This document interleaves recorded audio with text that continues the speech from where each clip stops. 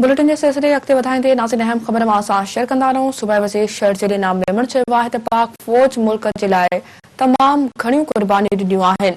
शहीद वालिदैन जे जज़्बे खे सलाम पेश करियां थो। शहर जे नाम मेमण जो चवणु असांजे मुल्क में ट्रैफिक पुलिस भी दहशतगर्दी जो निशानो बने। शहर जे नाम मेमण जो चवणु हो त बेनज़ीर भुट्टो भी मुल्क जे लाइ शहादत माणी।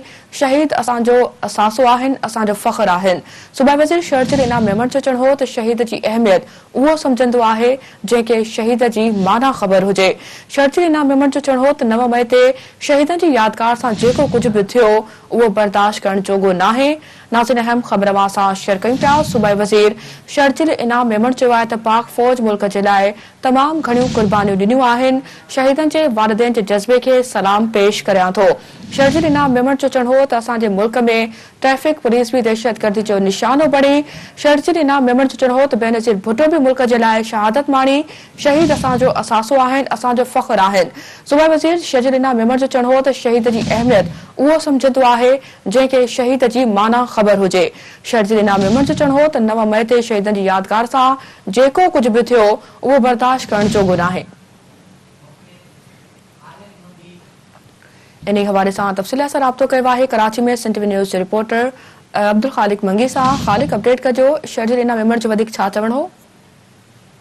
जी फराह इस्लाह वाले सूबाई वज़ीर शर्जील मेमण योम शुदा तकरीब के खिताब कंदे चयो आहे त मुल्क जी फोर्सिस पंहिंजूं हयातियूं दाव ते लॻाईंदे मुल्क लाइ क़ुर्बान कयूं आहिनि। असांजी शहीदनि जे वारसनि जा जज़्बा बुलंद आहिनि, उन्हनि जे जज़्बे खे उहे सलाम पेश कनि था। 9 मई ते जेके अफ़सोसनाक वाक़िया पेश आया, शहीदनि जा मुजस्मा मस्मार कया विया, शहीदनि जी इज़त उन्हनि खे कहिड़ी ख़बर जेको आहे त शहीदनि जे मुजस्मे खे मस्मार कयो। ऐं उन इहो बि चयो त शहादत छा थींदी आहे उहा उनखे ख़बर न आहे। शहीद असांजा खूनी हीरो आहिनि। असीं पंहिंजे जवाननि खे सलाम पेश कयूं था जेके हिमत सां दहशतगर्दनि ऐं ॾुआरनि सां विढ़नि पिया। ऐं फोर्सिस खे सलाम आहे जेके ॾींहं राति बॉर्डर ते विढ़नि पिया। ऐं शहर में अमन अमान जी सूरत हाल बहितर करण लाइ पुलिस ऐं हुन सां गॾोगॾु रेंजर जी जेके नफ़री आहे उहा बि कमु करे पई। ऐं शहर में अमन अमान जी सूरत हाल खे कंट्रोल करण लाइ पुलिस जे जवाननि बि केतिरी शहादतूं ॾिनियूं आहिनि। ऐं हू पंहिंजे शहीदनि खे